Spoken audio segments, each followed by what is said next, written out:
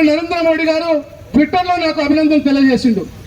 అదే కాకుండా ఓ ఇంగ్లీష్ పత్రిక పేరుతో కానీ ఒక ఇంగ్లీష్ పత్రిక ఒక వ్యాసం రాసింది నా గురించి. ఎక్కడ ఎవరికి కరోనా ఉందో కూడా తెలియదు.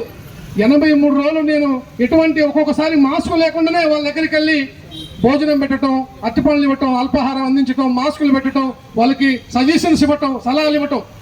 ఆఖరికి పోలీసు వారు కూడా ఈ సర్కిల్లో ఉన్నారు. పోలీసు వారు, ట్రాఫిక్ పోలీసులు కానీ మామూలు పోలీసు వాళ్ళు సర్కిల్లో ఉంటే కనీసం వాళ్ళు టిఫిన్ కూడా లేనటువంటి పరిస్థితి. లాక్డౌన్ డ్యూటీలో వాళ్ళకు కూడా నేను స్వయంగా వెళ్ళి మాస్కులు ఇచ్చి, అన్నం పెట్టి, వాళ్ళకి పండ్లు ఇచ్చి, రొట్టెలు ఇచ్చి, ఇడ్లీలు, టిఫిన్లు అందించి వారికి కూడా వారి మన్ననలు పొందాను.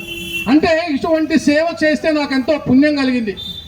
ఏదో ఒక రోజు ప్రభుత్వం గుర్తించకపోతుందా, లేదా ఏదైనా ఒక సంస్థ గుర్తించకపోతుందని చెప్పేసి ఉన్నా.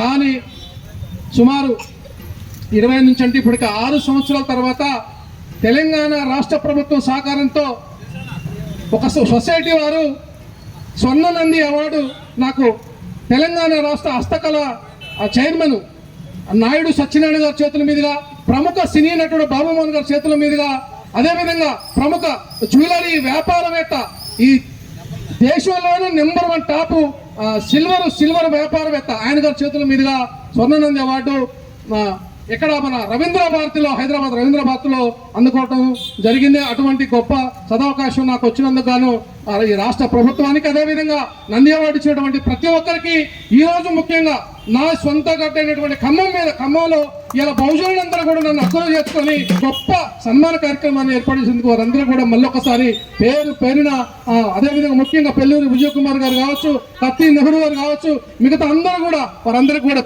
పేరున అభినందనలు, ధన్యవాదాలు తెలియజేస్తూ నాకు ఈ అవకాశం కల్పించినందుకు అందరికీ కూడా, ముఖ్యంగా కళాకారులు ఇంతసేపు కూడా నాకు జరిగేటువంటి చిన్న సన్మాన కార్యక్రమం, కళాకారులు కూడా ఇప్పుడు దాకుండి నా కోసం ఆట ఆడి పాడినటువంటి వారికి ప్రత్యేకించి నా తరపున, నా కుటుంబం తరపు నుంచి కూడా ప్రత్యేక ధన్యవాదాలు తెలియజేస్తూ ముగిస్తా ఉన్నాను. Thank you very much brother. ఇంత స్టోరీ బహుశా ఎవరికి తెలియకపోయి ఉంటుంది.